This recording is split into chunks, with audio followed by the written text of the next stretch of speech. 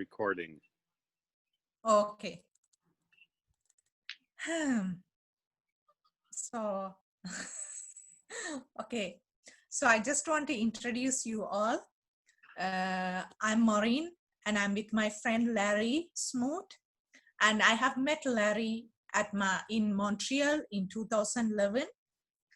And he's one of the longest person who knows me and my change in life. Because when I went to Montreal, I just separated from my ex-husband and just went to Montreal, basically didn't have any courage and everything. But here I am, very changed person.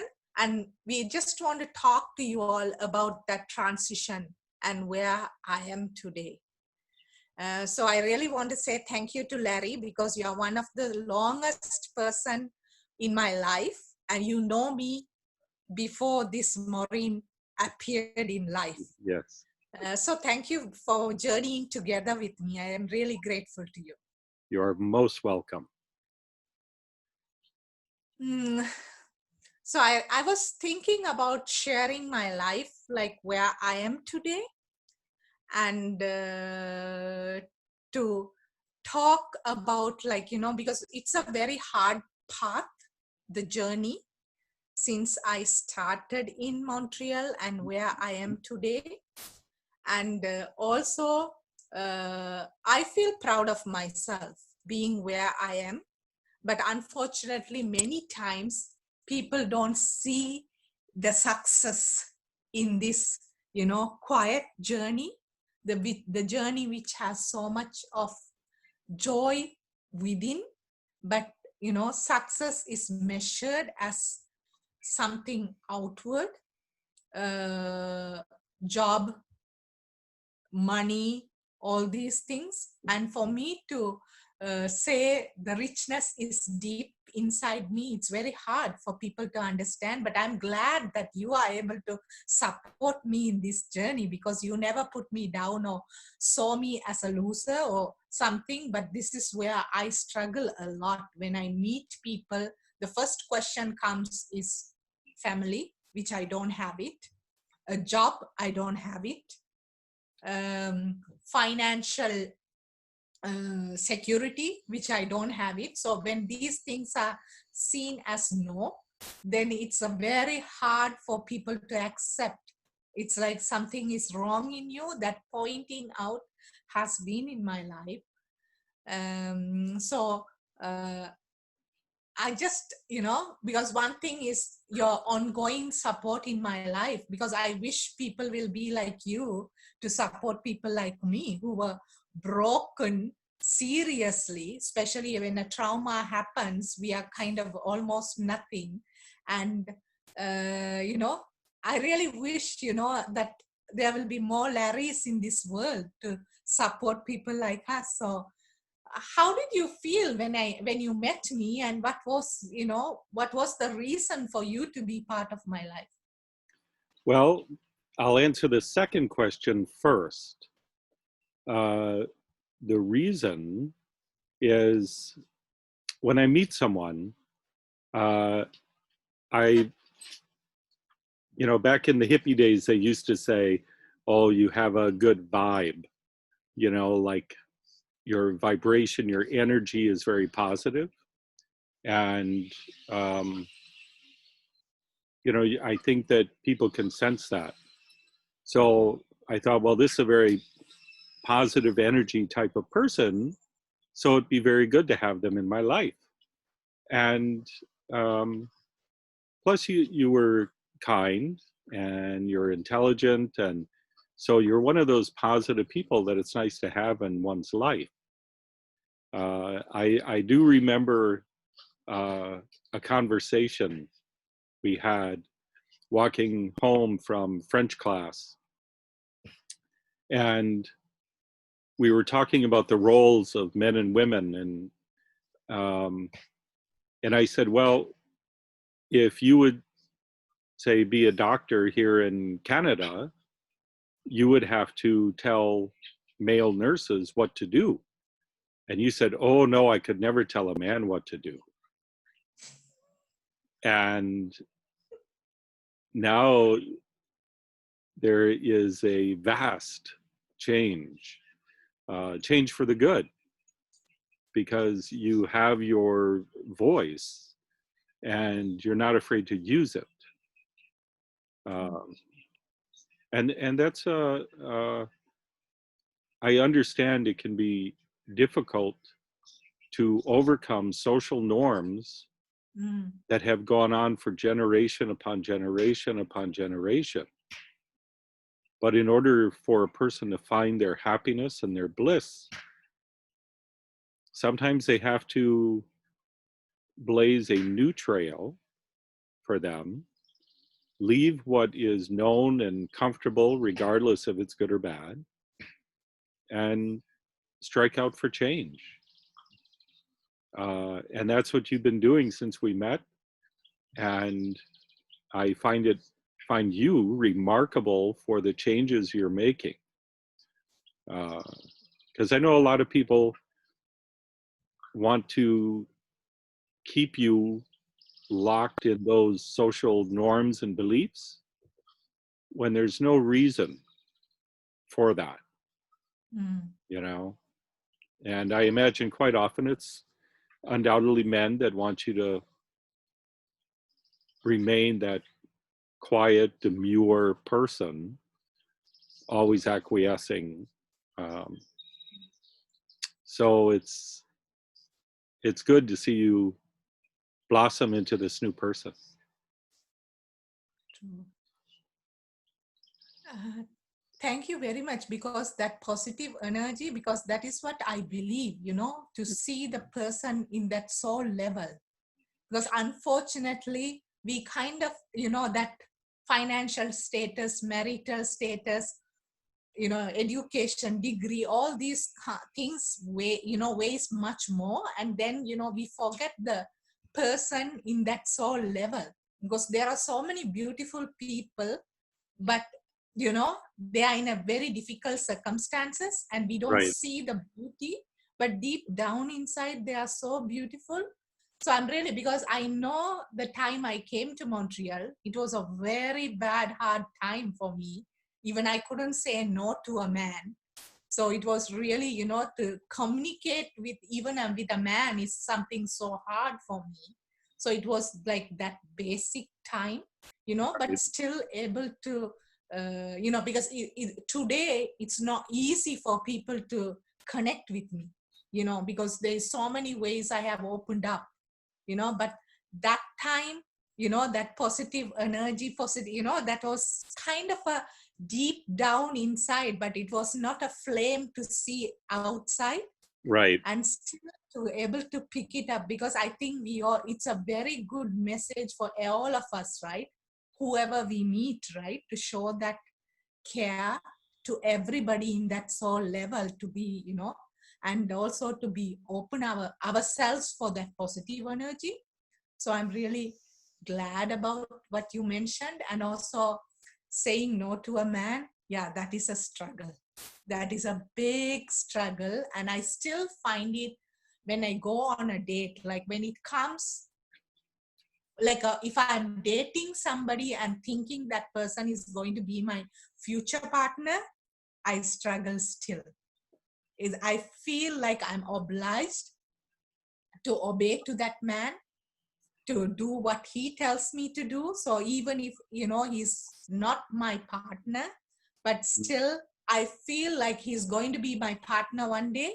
And I just feel that, I cannot be free bird. And that is Right. where I'm right now working on it, because I want to be a very independent person, even in a relationship, So, but in our culture, we don't have that at all. So I don't have the role model on that from our culture, that submission is something which is in my head, and especially to a man. Before that, I was even submitting myself to all the men in this world. It does not need to be only my family or my husband. It was like everybody, whoever has a male identification, I kind of bow down myself to a man. But I'm happy, at least I'm not doing that thing, but Right. still when it comes to a very close relationship and a very potential future partner, then it becomes like a very big struggle in that, saying no or doing what I like to do, because I kind of forget that I have my needs are forgotten. The whole life becomes about pleasing him and Yeah. supporting the man, because I think pleasing men, many women have this thing about pleasing people, and especially when whoever is traumatized, it's a one thing, of pleasing people is a big deal.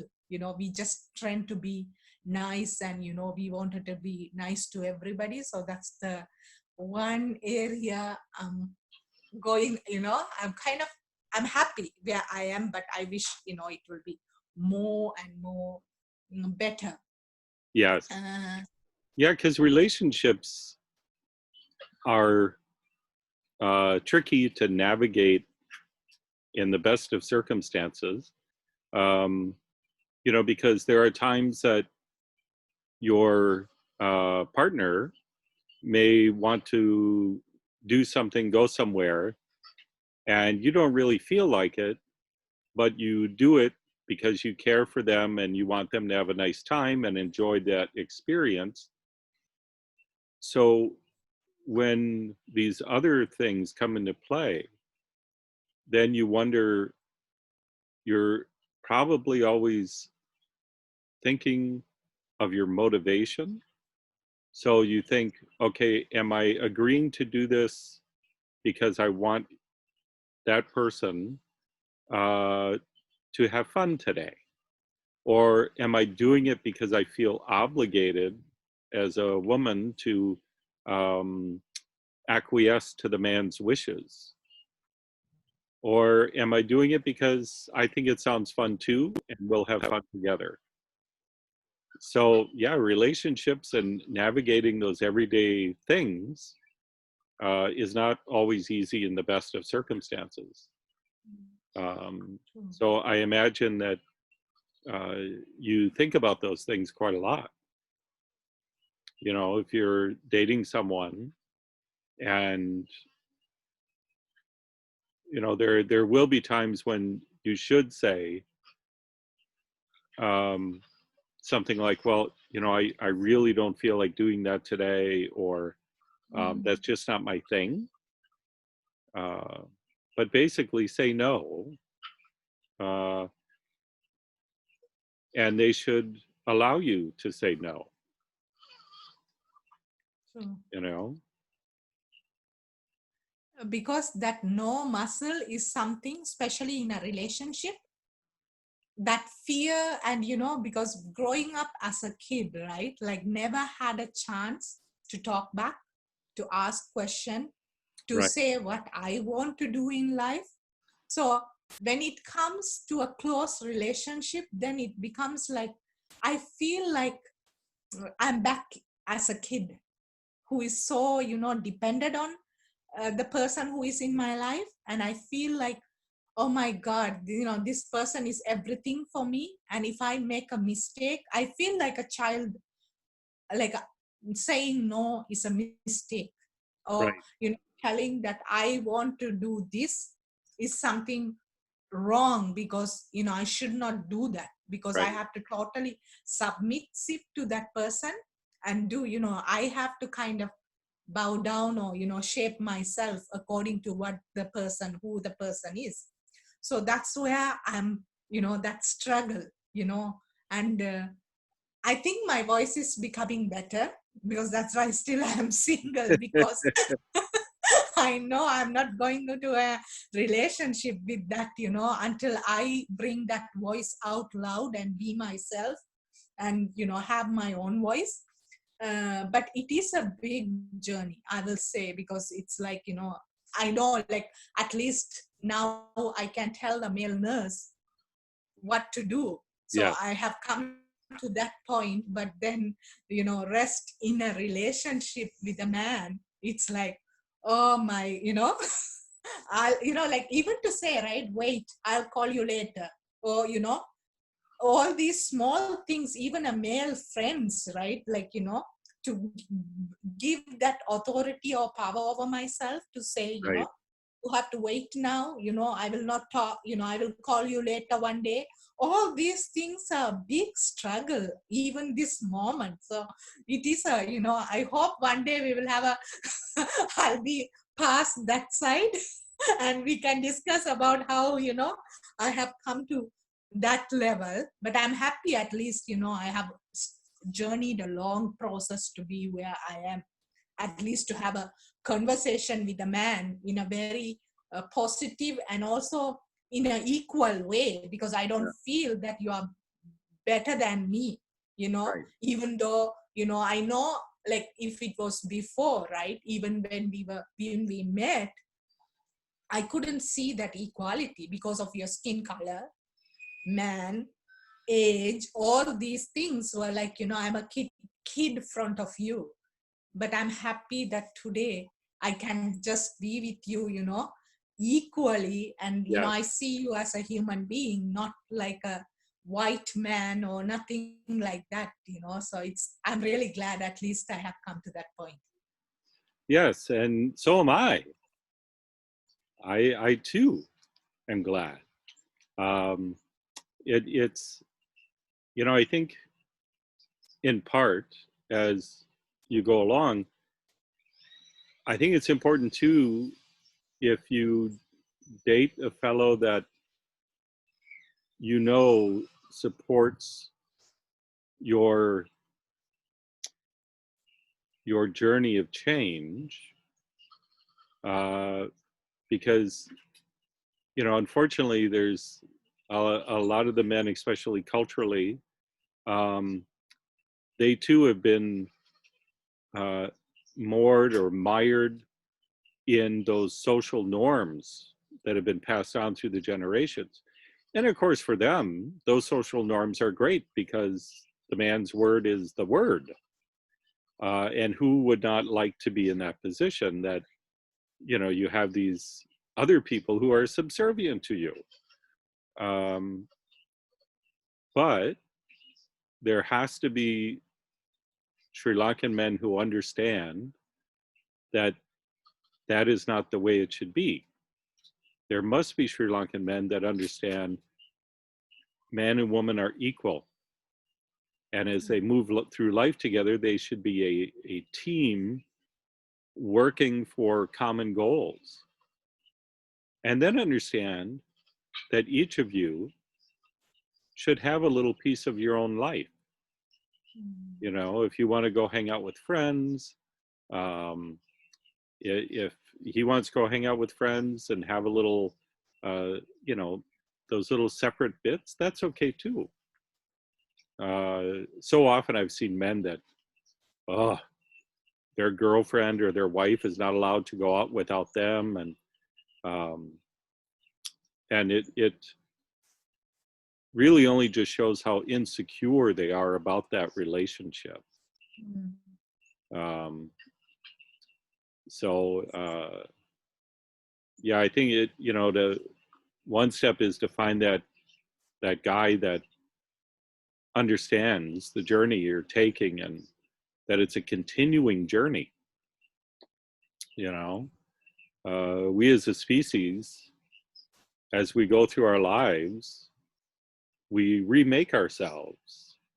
Our ideas change, uh, and a partner should understand those things.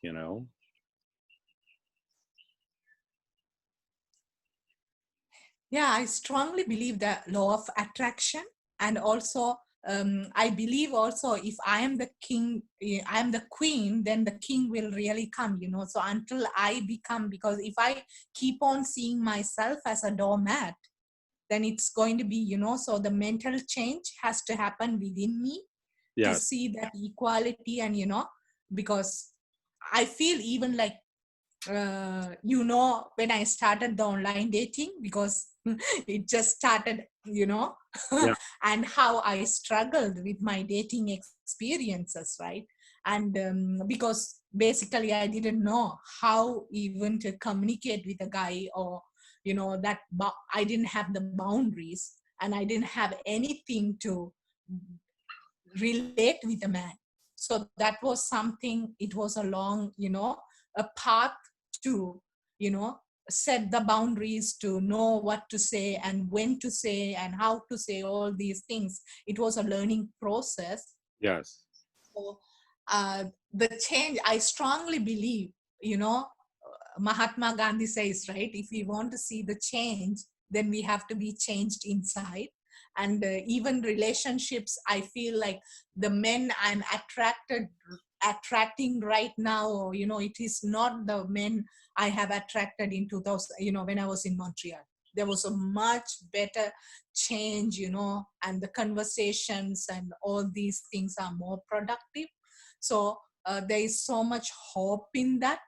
And I think my inner journey of work, healing my own self, unlearning things, just able to create a new, even visualize a relationship which I want to have in future. Because even sometimes, even to visualize, I have to create it on my own, because everything which I, from a childhood, which I have seen, I'm not happy, or I don't want that to be my Right. relationship.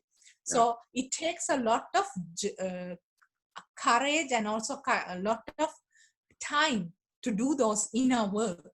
So currently, where I am doing that work, that is the one I strongly believe for the future. When one day something amazing is happening, all these which is happening right now plays the role, or that whatever is needed for the future. So I strongly believe, like, because I never practiced as a medical doctor in Canada, but even in Montreal, like focusing on my own growth, Mm. paying the apartment, for the apartment, living alone in an apartment. Those are the things I felt that the achievements of life, Right. So some people, it's like, oh, she's divorced, she doesn't have a, medical job. So it is seen as negative, like you have not done anything in Montreal. It's like just a waste of time. But for me, I see it, oh my God, I lived on my own, I paid my rent, I took care of myself Right. independently, and established myself.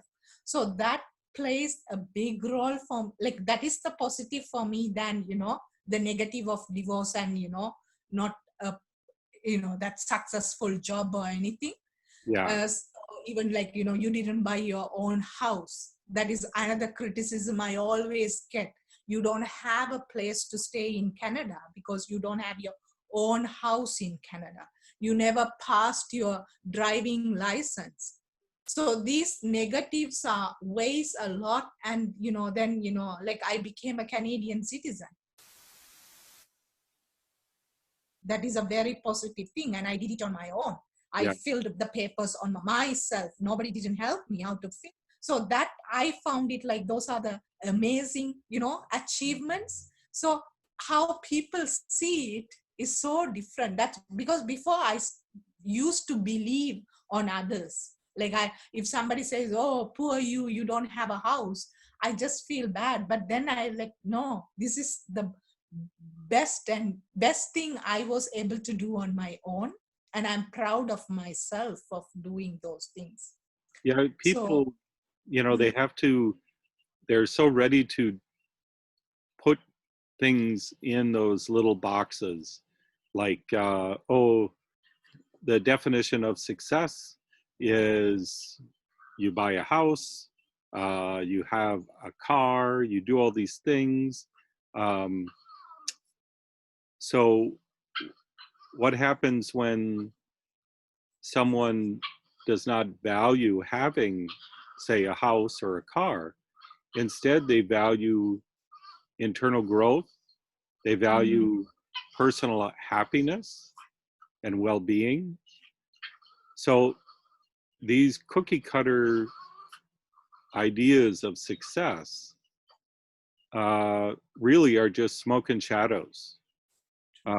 Success is defined by the individual with their own life, you know? So if you are happy today, you have been successful today. True. Yeah. Yeah. I strongly believe, because I think that is the one thing I want to take it today as a word, as a wisdom. The success has to be measured by individual person. It cannot be measured by anybody else. Right. So it's just we have to define our own happiness, and it has to be from us. And because for me, it was a community life kind of, because we lived as a community, and it's everything is done what the society told us to do, and the society defined us the happiness. So Yes. that is where I struggled as a woman, you know because I'm really happy right now, because there were so many days in my life my pillow was soaked in tears, and I'm really glad now that there's no more tears. I'm really happy at this moment, and I started to live for today. So what you say, that happiness, that when we can define on our own our happiness and know that I am happy, Yes. then whatever people want to say, they comment, because it has been a very hard week. I kind of, so many voices have started to come into my life saying, how, you know like they are trying to define me, who I am. So that is where I'm kind of wanted to have this conversation with you to empower myself, and also I hope it will be an empowerment for other people also, especially women, to know that they have the right to define their own happiness and live for their own happiness, because that is the ultimate goal of life, right? To be happy, because we don't know how long we are going to be in this world. It might be today, Right. it might be 10 years, more than that, less than that, only, nobody doesn't know. But Yeah. as long as I'm happy today, that makes so good. Yeah. Yeah. It's vitally important that no one but you defines success or happiness for you. Maybe for them, success and happiness is the husband and 4 kids and big house and going to PTA meetings and all that sort of thing, which is kind of like what's, at least here in North America, that is kind of what people quite often define as success and happiness. But when you let go of the material things, then you define your own happiness, and you shouldn't let anyone define yours. True. So thank you very much, Larry, for this wonderful time. And I'm really grateful for all the wisdom you have shared with me all these years, and also continue to support me. And I'm really glad, to be happy. And, you deserve, I'm really grateful for that, this happiness I hold within me. You are part of this happiness. So I'm really grateful to you. So thank you very much. You're very welcome. And I also have gratitude. I have gratitude to you to be able to be part of your growth and your journey, and watching the change. You don't always get to witness these things. So thank you for allowing me to be part of that. Thank you. So bye. Ciao. Bye for now. Bye. Bye.